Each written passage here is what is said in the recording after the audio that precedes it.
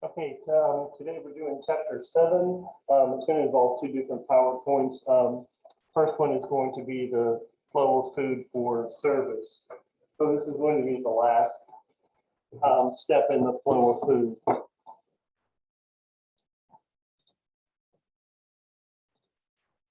Okay, so first thing we're going to talk today about is holding foods. So we have to make sure that we hold TCS food at the correct temperature, which is below 41 degrees Fahrenheit or above 135 degrees Fahrenheit. We have to use the thermometer to check the food's internal temperature. And we do not use the temperature gauge on a holding unit to check the food's temperature. If you have something like a, not that you would do this in a professional kitchen, but if you had a crock pot and it said like, that you had it at 150 degrees, you can't trust that is actually 150 degrees inside of it. So there's some time guidelines here. 4 hours is the key time. Your staff has to monitor the temperature of food that's being held. If you check the food at least every 4 hours and it's in the temperature danger zone, you have to get rid of that food. But if you check it more often and if you check it after 2 hours, you have the option of reheating that food and then taking it back out for service. And then speaking of reheating food, this is talking about take something that was made yesterday, it was in the cooler, and take it out and reheat it. We talked about reheating it for service. There are minimum temperatures that you have to look at if you're going to hold it. So you have to reheat it to 165 degrees within 2 hours. But we don't use things like a chafing dish. That's not designed to heat food. It's designed to keep hot food warm. So we want to use something like an oven, microwave, something that's going to get that food up to the right temperature. Then you can move it into a chafing dish or a onto your buffet where you might have hot water as your heating tool. General rules: when you have a buffet, you need to have food guards or sneeze guards to protect the food from contaminants. And also on the individual items, it's a very good idea to have a lid on that. That's going to hold the heat, or if it's a cold item, keep it cool. Create policies for about how long the operation will hold food and when it will be thrown out. So we talked about 2 hours, check the temperature, make sure that things are not in the temperature danger zone. But you might want to, sometimes when food sits out for 2 hours, it starts looking pretty bad. So you might want to have smaller containers for slower times of the day, so that you don't have that big container of food sitting out there getting dried out. Okay, now of course, there has to be an exception to this. We just said you have to have it below 41 degrees and above 135 degrees. But we can hold cold food without temperature control for up to 6 hours, as long as we can meet all of these conditions. So it has to have been stored and at a temperature, internal temperature of below 41 degrees before you took it out of the cooler. It has to have a label saying what time it was removed from the cooler, and then 6 hours later for when it must be thrown out. During that 6 hours, it cannot exceed 70 degrees. So you have to check the temperature throughout that 6-hour period. And if it's getting close to 70 degrees, you have to throw it out.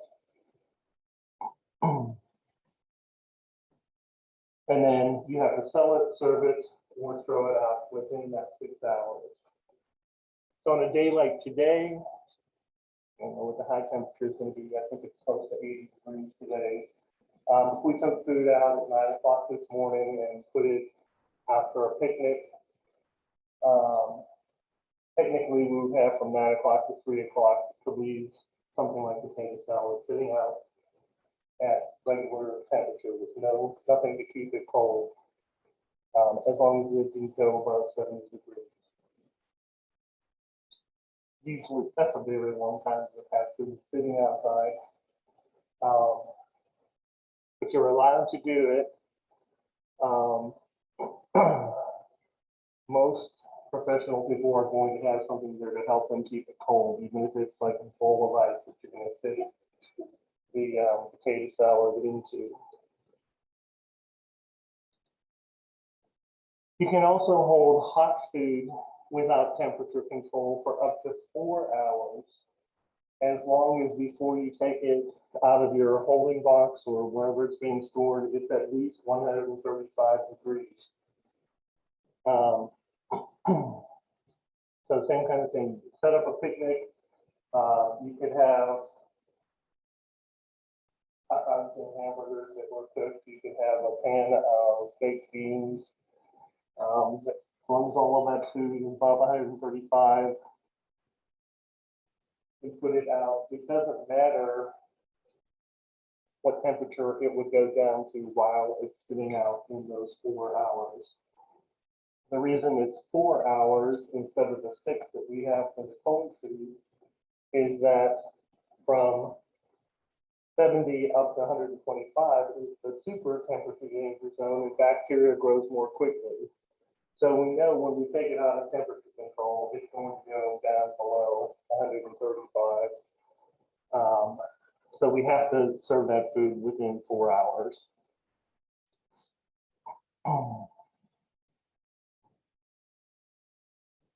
Okay. So if you're going to be doing this, you have to get approval from the health department. You have to prepare your written plan. You have to get approval in advance. Don't wait until they come and they see you serving food and you don't have any kind of a plan in place. Maintain procedures and make the procedures available. So it has to be evidence what it is you're doing to keep your food safe. And when it comes to servers handling different types of equipment, whether it's plates or glasses, tableware,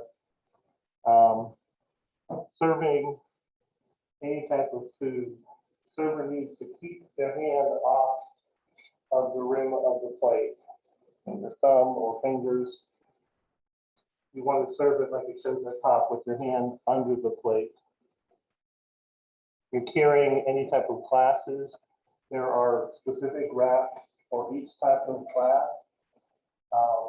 So you always want to put them in the rack, carry them that way, instead of trying to take a whole stack of glassware, which could easily crack, break, shatter all over the place. Your tableware, you always want to hold it by the handle when you're setting tables, never by the tines of the fork or the top of the spoon. When you're handling ready-to-eat food, we never use bare hands to handle ready-to-eat food, so you can put on a pair of gloves, you can use tongs, something to prevent that bare hand contact. And then ice, you always use a scoop at the ice machine. You would never grab ice with your hand and put it into a glass that somebody's going to drink out of. You never put your hand in the ice machine, period. And typically what you do, instead of taking a glass over to the ice machine, is you have a clean and sanitized container that you put ice into and then do your beverage scooping someplace else.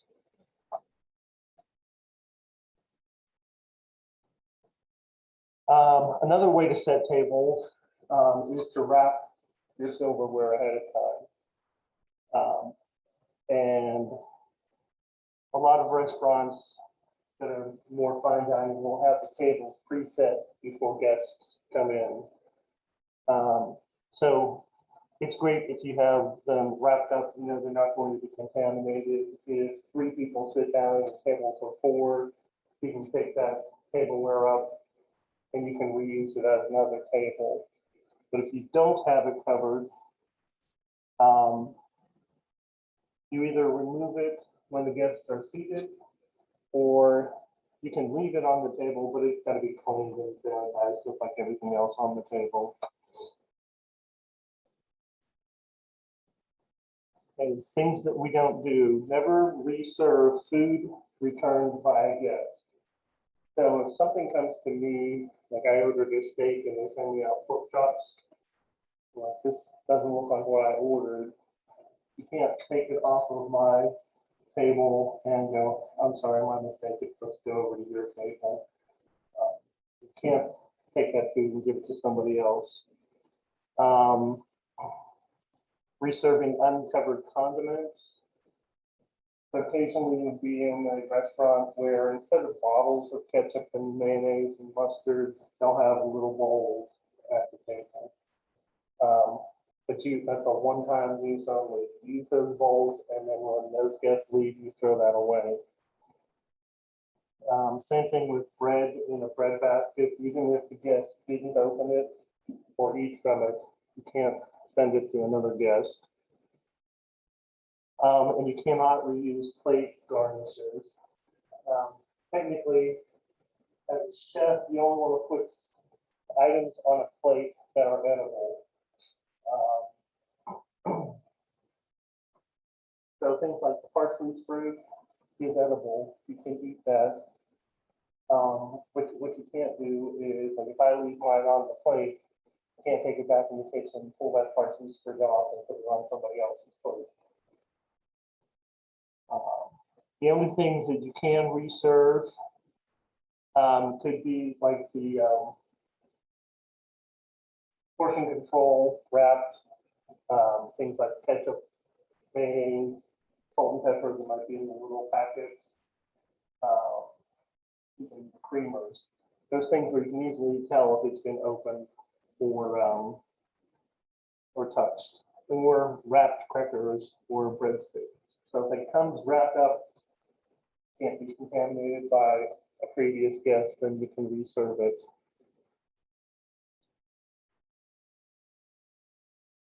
And talked about avoiding bare hand contact with ready-to-eat food. We do that by wearing gloves, by using tongs, deli sheets, some type of a tool.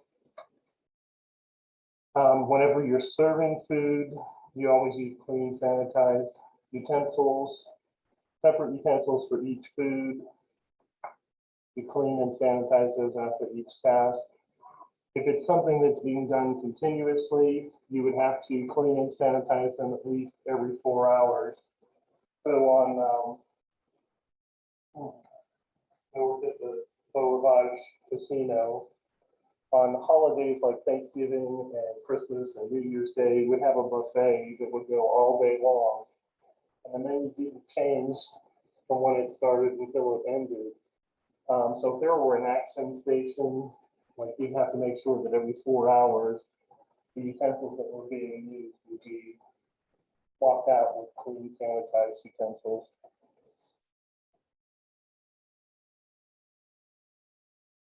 Prevent contamination when serving food. Store the utensils correctly between uses. Typically, you either have the tongs, the ladles, the serving utensil in the food, or on a clean and sanitized plate in front of the food. If you have the ability, and if you have like a self-serve ice cream station, you have the ability to have water running at 135 degrees or higher, you can store the utensils in there.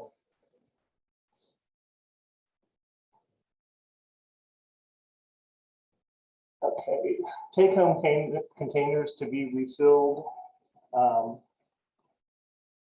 Does anybody have a meal plan in the cafeteria? Can you take food out of the cafeteria to have go containers? And can you bring them back? You can't bring them back. Okay. When I first started it, they had a recycling program for those. And the materials they used were designed for recycling and saving. And I think y'all could bring them back, get a clean set, and just keep exchanging it out every time you want to. They have to be provided to the guest by the operation, and they have to be cleaned and sanitized correctly. So you wouldn't want to give them your equipment, have them clean and sanitize it, and then go walking through a cafeteria line. It's just like going to a buffet. You've got to make sure that they have clean, sanitized tableware every time they go up there. Similar with beverages, take-home beverage containers can be refilled if the beverage is not a TCS food. So something like black coffee is not TCS, but like a glass of milk would be TCS food. The container would have to be refilled for the same guest. It's a container that can be effectively washed. Container is rinsed with fresh hot water under pressure before refilling. That is something that you would have to do at your property. And the container is refilled by staff in the operation or by a guest using a process that prevents contamination. So you would have to be certain that any guest walking in there wouldn't be able to contaminate your equipment.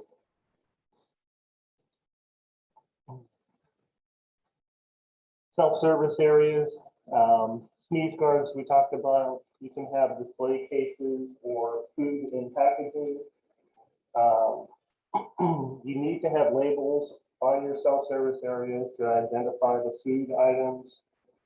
And if you have raw meat, fish, and poultry, it's got to be separated from the ready-to-eat foods. So has anybody ever been to a restaurant where you as a guest walk through a buffet line and there's raw meat and poultry on it? You have, and what is that place? Kind of place? Chinese buffet.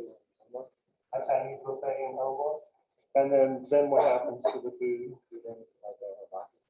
Okay, so you bring it to the hibachi chef and they cook it for you. There's also something called a Mongolian barbecue, which is a similar kind of thing. Okay. So in the self-service areas, we talked about not having guests reuse their plates at the buffet.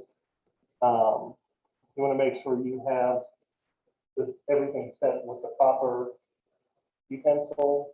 If you're having soup, you want to make sure that there's a ladle there.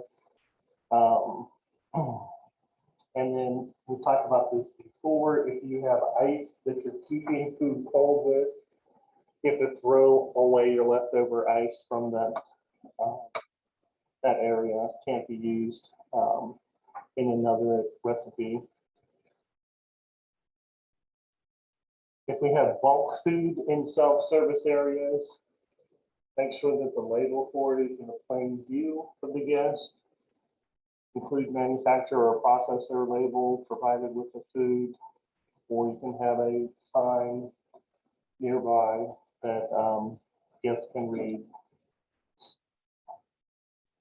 Label is not needed for bulk unpackaged foods such as bakery products if the product makes no claim regarding health or nutrient content. So if you're saying that it's sugar-free apple pie, so you would need to have that label for it.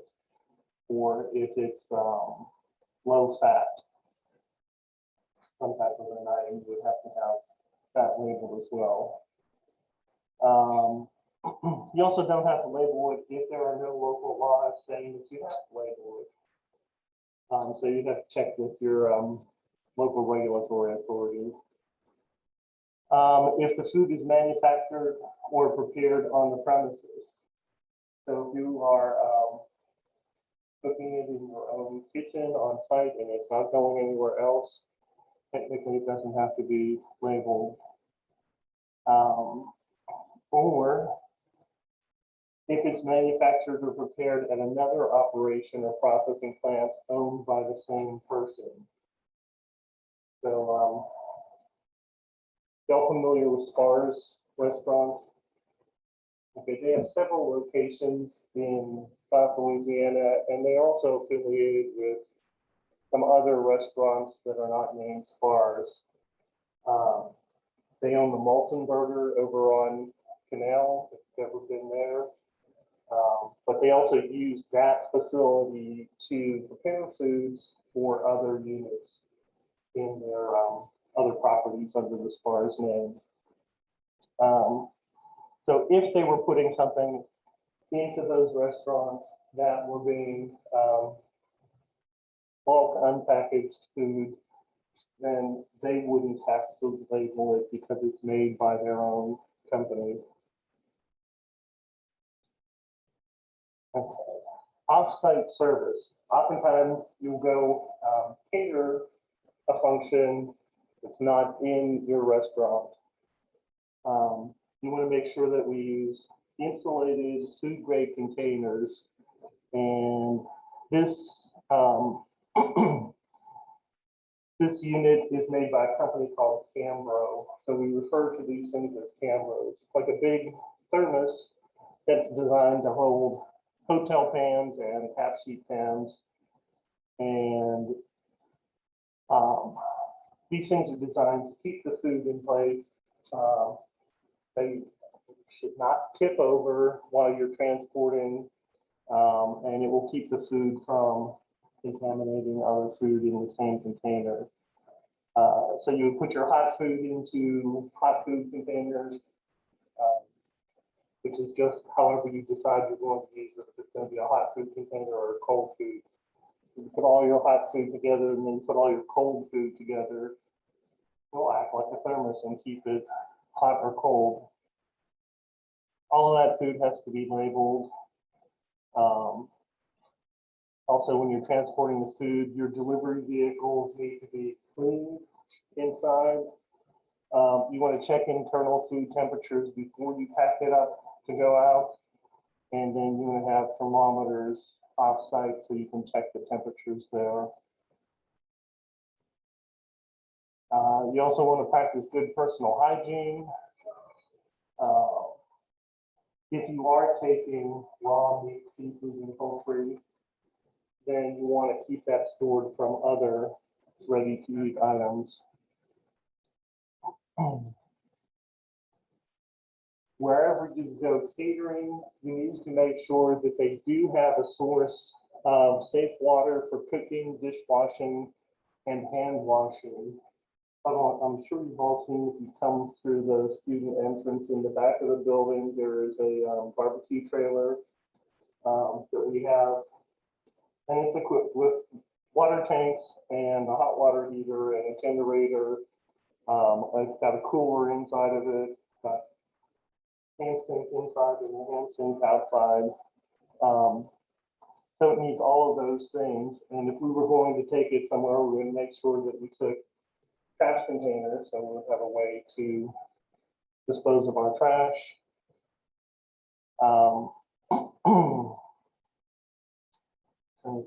A few years ago, there was a festival just down the road, a music festival, where we didn't have that type of equipment, but they had to have hand washing stations for all of the vendors that were there.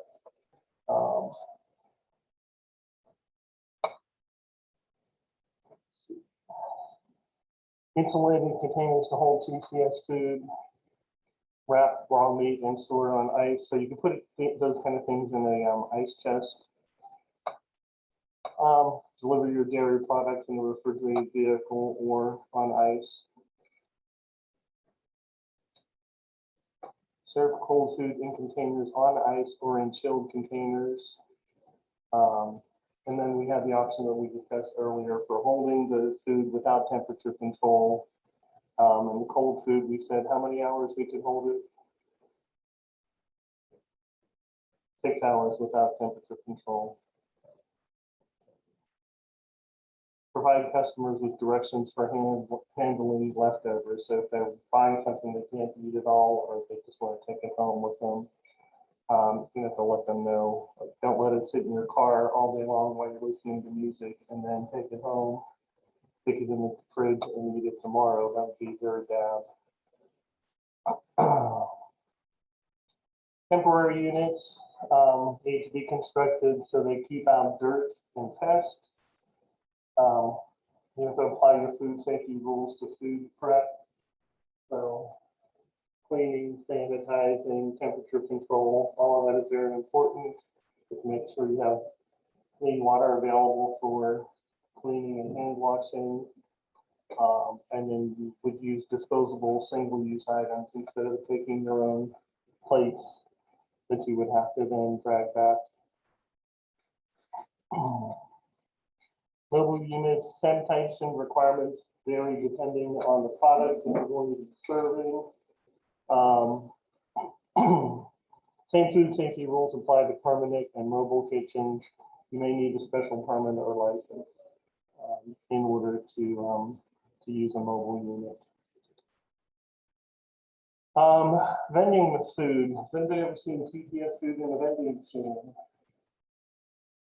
Something like a sandwich or anything like that. Okay. They do exist.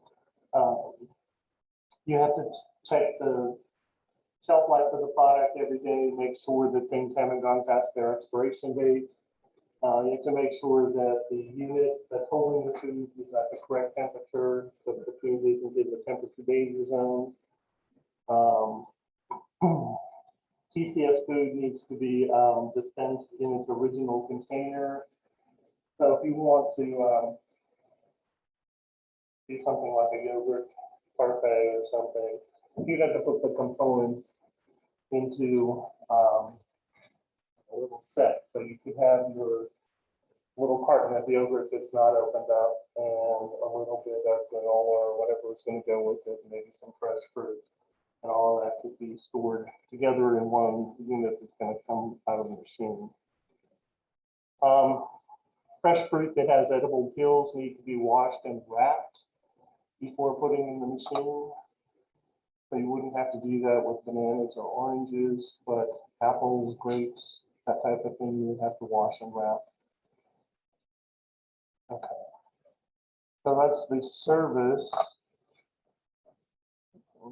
Let's see.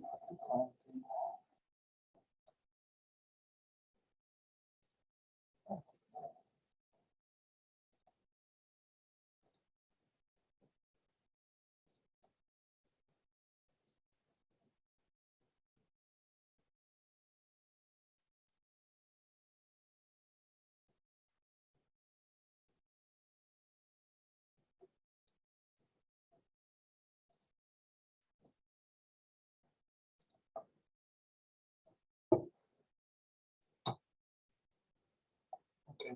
This chapter is about cleaning and sanitizing. So we're going to get a little bit more specific about how we're going to clean and sanitize things. So we'll start with definitions. Cleaning means removing food or other dirt from a surface. Sanitizing is talking about reducing pathogens on a surface to safe levels. Okay, so the cleaners that we use in the kitchen need to be stable, which means that if you drop a container, it's not going to explode. Non-corrosive, so it doesn't damage your cooking equipment, safe to use. We have different types of cleaners. We have detergents or soaps that are used for things like washing dishes. We have degreasers, which are used to clean baked on grease. We have delimers, which you need in areas where water is being used a lot. So at certain types of dishwashers and coffee machines or iced tea machines, the minerals in the water will tend to cake up and you'll see like these little deposits, and you need an acid to clean that. So something like vinegar will go ahead and clean any type of lime deposits. And then abrasive cleaners like the metal scrubbies to get like burned on food off of pots and pans. Okay, so to use cleaners correctly, we have to follow the manufacturer's instructions. Only use them for their intended purpose. So we wouldn't want to use something, like if we ran out of pot sink soap, you wouldn't want to take your dishwashing soap and put it into the pot sink. There could be chemicals in there that could burn your hands. When it comes to sanitizing methods, there are several different ways that we can sanitize things. The first would be heat sanitizing. So this involves getting the items up to a certain temperature. So if we're using a pot sink, we would have to immerse that item in water that is 171 degrees Fahrenheit for at least 30 seconds. So you would need a sink that would be able to heat the water that high, and 170 degrees is hot enough to be poaching food in it. So your hands would be burned, so you need to wear insulated gloves that are very long in order to use something like that. You can also use a high temperature dishwasher. And then we have chemicals that we can use where you soak the items in a chemical solution, or you might put it into a bottle for stationary equipment and spray it with the sanitizing solution. Okay, so there are 3 common chemical sanitizers. Those are chlorine, iodine, and quartz. We'll need to know a little bit about these. And first of all, you need to know all 3 of them. Quartz stands for quaternary ammonium compounds. Chlorine is bleach. Iodine is just like you use in the little medicine bottle. They also have detergent sanitizer blends that you use twice. You spray it and wipe it off, and then use it a second time to sanitize. When you're using chemical sanitizers, you have to measure the concentration of the sanitizer to make sure that it's at a safe and effective level. So with each type of sanitizer, you're going to get a container of test strips, and it's just like a little pH test strip.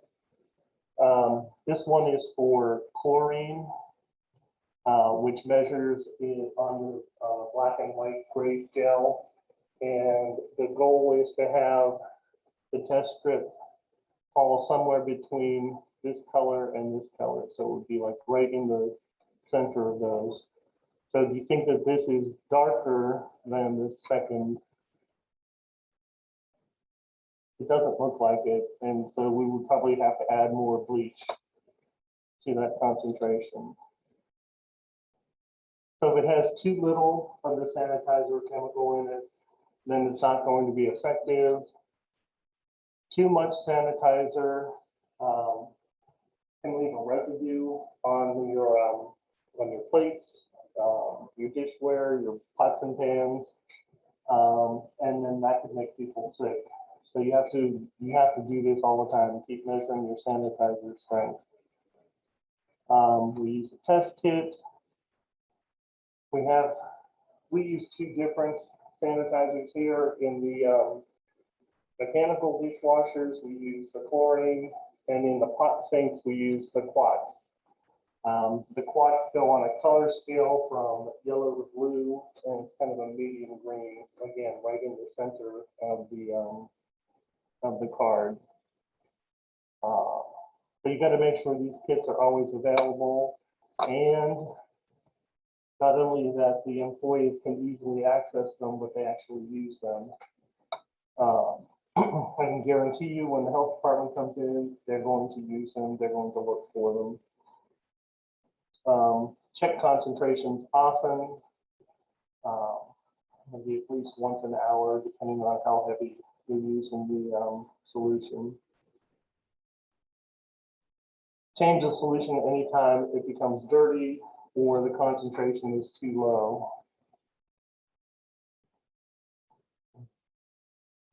Okay, another thing that affects the effectiveness is the temperature of the water, as well as how long that item is in contact with the sanitizer. So we'll have a chart on those in a second. Also, the water hardness, which is how many minerals are in your water. Most places tend to have more minerals in them in the water, and so you would use chlorine or quats as your sanitizer. But has anybody been to the Mississippi Gulf Coast, Biloxi, or Ocean Springs, Pascagoula? Okay, the water there is very soft. So whenever you wash your hands or wash your hair or take a shower, it just feels like you're never going to get the soap off of you. Because that's one of the characteristics of soft water. So we used iodine at Beauregard as our sanitizer because of the water softness. So chlorine, depending on your water pH. So a water pH greater than or equal to 10 is very much on the alkaline side. So your temperature of your sanitizer solution has to be at least 100 degrees. And the items have to be in contact for 7 seconds. And then if it's still alkaline, but it's got a lower, closer to the center of the pH scale, then the water only has to be 75 degrees. And again, 7 seconds. For iodine, this is for really low pH water, less than 5, so that's on the acidic side.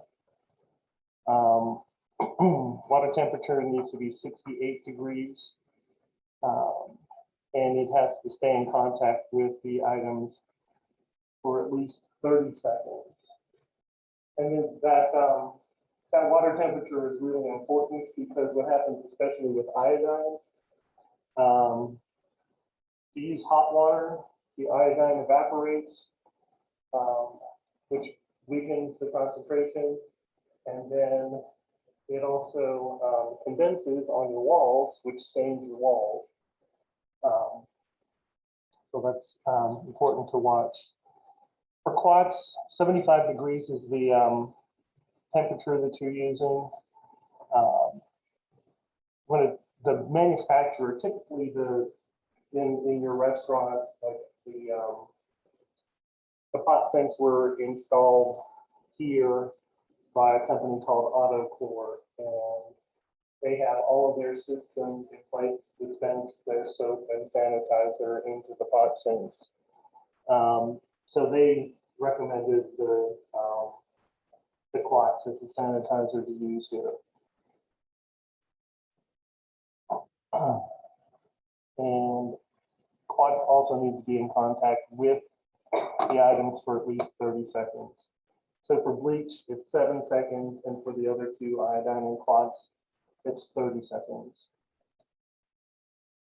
Okay, so there are 5 steps in the process for cleaning and sanitizing. The first step is to scrape or remove food bits from the surface. So these are the visible things that you can see. Then you want to have soapy water and wash the surface. Warm rinse water to rinse the surface. Notice that we have different colored towels as we go along. When we use the sanitizer, it's a pink towel with a red bucket. You wipe the sanitizer onto the surface, and then you allow the surface to air dry.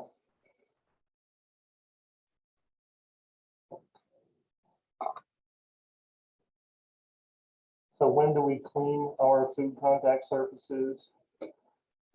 After they are used, for sure. If you're using something like meat, poultry, or seafood that's raw, you definitely need to clean and sanitize after they are used. Before you start working with a different type of food,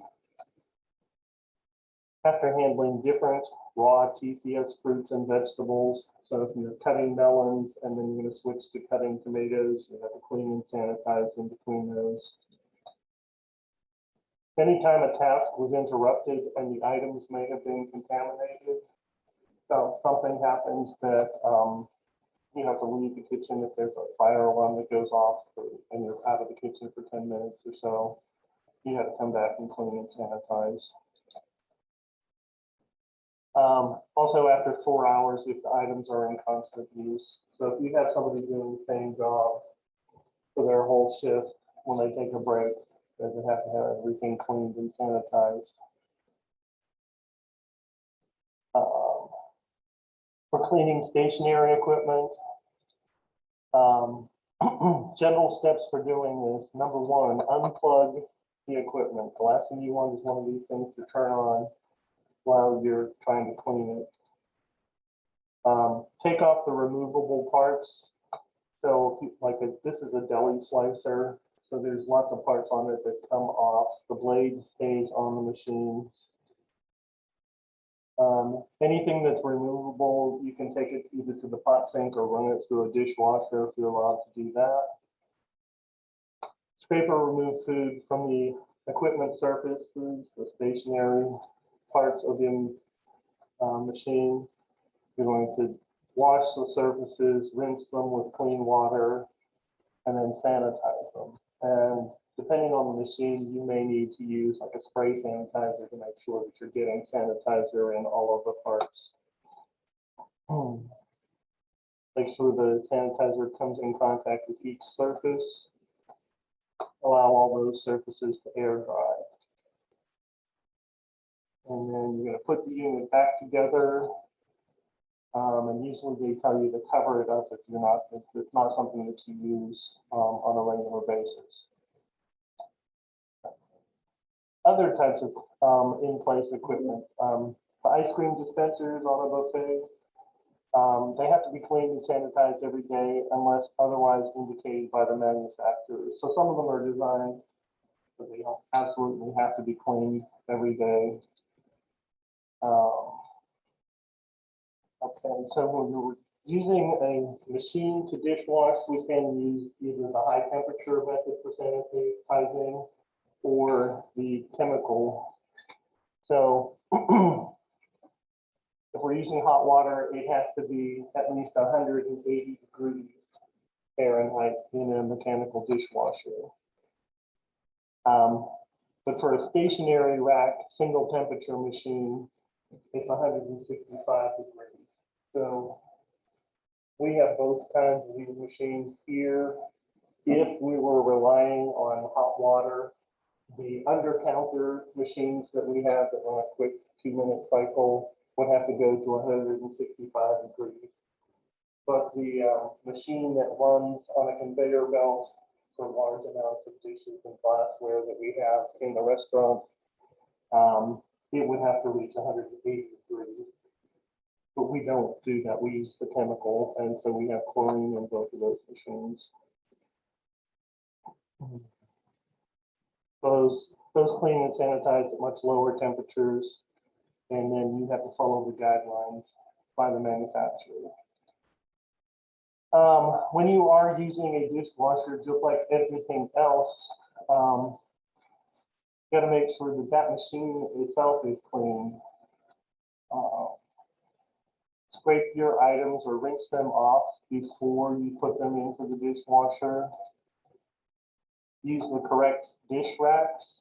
So this particular rack is intended for plates. It's got little holes inside of it that can hold the plates in place, keeps them separated. We have racks for glasses, racks for silverware. Don't overload the dish racks because it relies on the action of the water and the detergents actually get the dishes clean. Everything is air dried, so we don't towel dry anything in a commercial kitchen. So check the machine temperature, water pressure, and sanitizer levels. Take corrective action if necessary. You may have to call the person that maintains the equipment to come in if your temperature isn't correct or something else happens to your machine.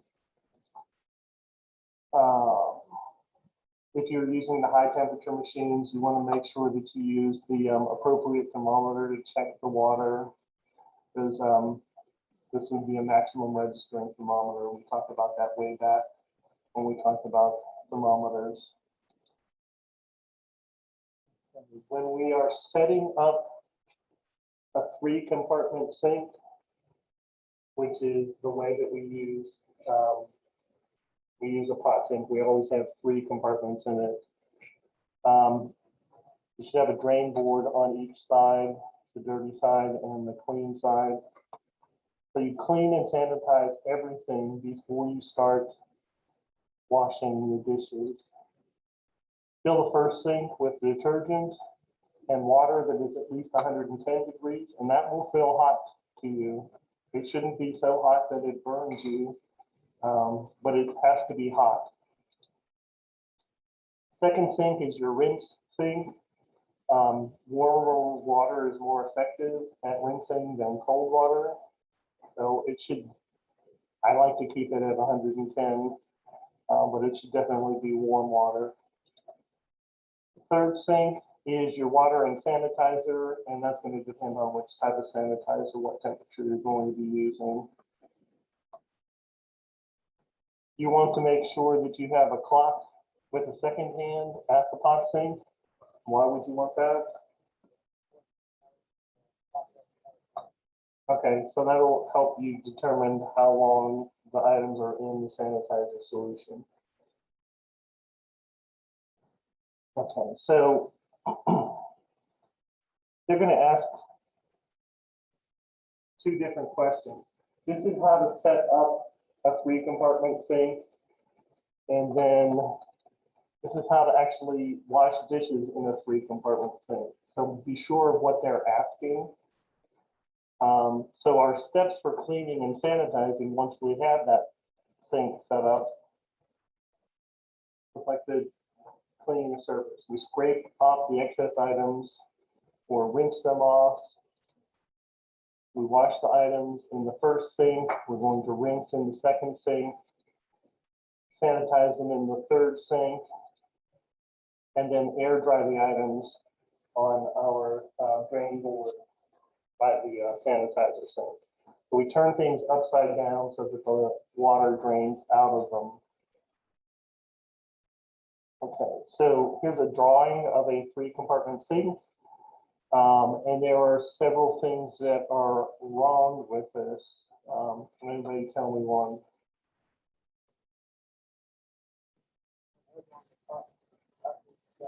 Okay, so these pots that are air drying should be turned upside down.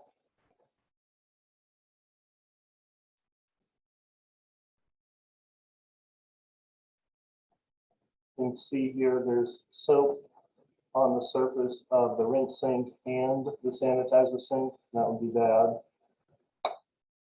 And we're missing a cloth.